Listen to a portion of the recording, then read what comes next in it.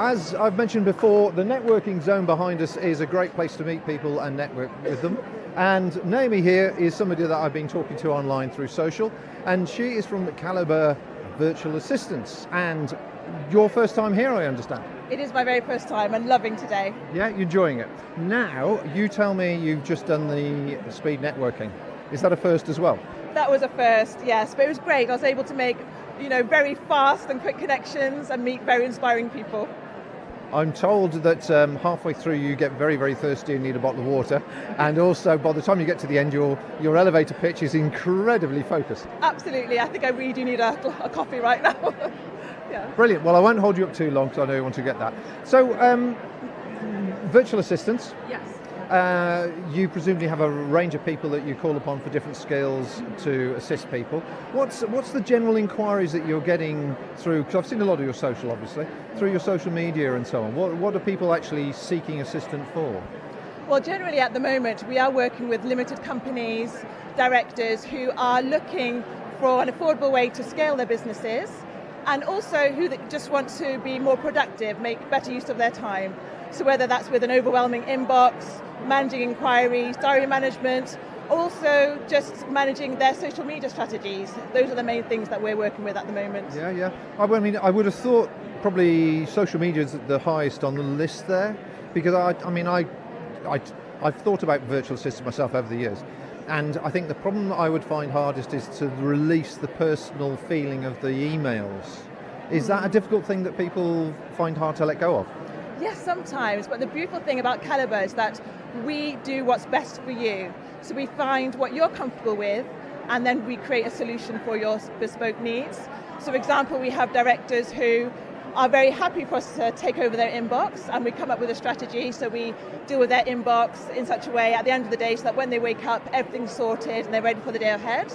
Or we manage a separate inbox to which they forward all the inquiries so that they can still remain in control of their main inbox while still having less overwhelm. So there's always a solution to meet their needs. Yeah, so I should imagine a lot of people, as their company's grown, their emails, a lot of personal contacts and stuff in there as well. So the social media, the administration, databasing, any sort of other services like sort of legal advice or anything like that, does that come into it? So when I first started, actually, I did have a legal edge to the business because that is my background. But at the moment, with the team that I have, we are focusing on things like proofreading. We have an experienced proofreader within our team with over 30 years experience. So if you have marketing materials, reports, that's whom we outsource. As mentioned, we've got a marketing manager who deals with the social media strategy kind of things. We also have a qualified bookkeeper, for example. So if you need help with your accounting software, or to get your things accountant ready, that's who we would outsource. So the really thing to take away about Calibre is that we have a team, and each of the team members have a specific area of expertise so that we can solve specific pain points to a very high level. Listen to this pitch. I can tell you've just come out of the speed networking. Focused, laser focused. As I say, I've considered it myself in the past. But I've never gone to this next stage of actually asking how much this sort of thing costs. Now, no doubt it's a sliding scale like most things, but can you give sort of people an idea of what the starting cost might be? Is it like a retainer fee, or is it a per week, month, whatever? Well, the beautiful thing again about virtual assistants is that they are self-employed, and so they are business owners in their own right, so they can set their own fees and rates.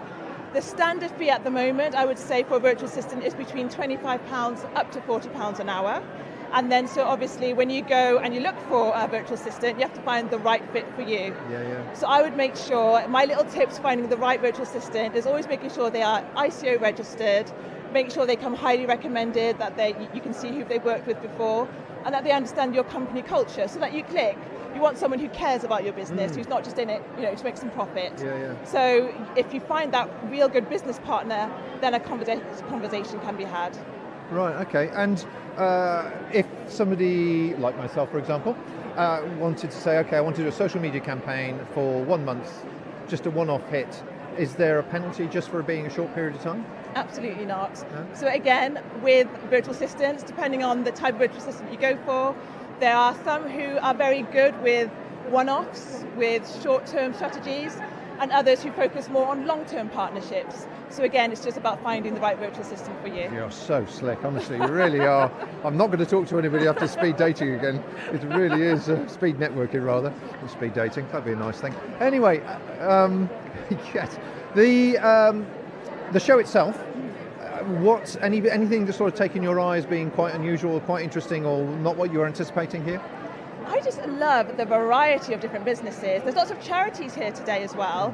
That's something which I'm personally looking into for my business. We really want to make sure that we take our social responsibility very seriously. So it's been a pleasure getting to know just the business landscape of Worcester, and I really find business owners so inspiring anyway, which is why I started my business in the first place. So just having all these different conversations, finding out what motivates people, what's driving them, their driving force behind their businesses. It's a great opportunity today to find that out. Excellent. Are you Worcester? You're Worcester based, aren't you? Yes, I am. So most of your clients local?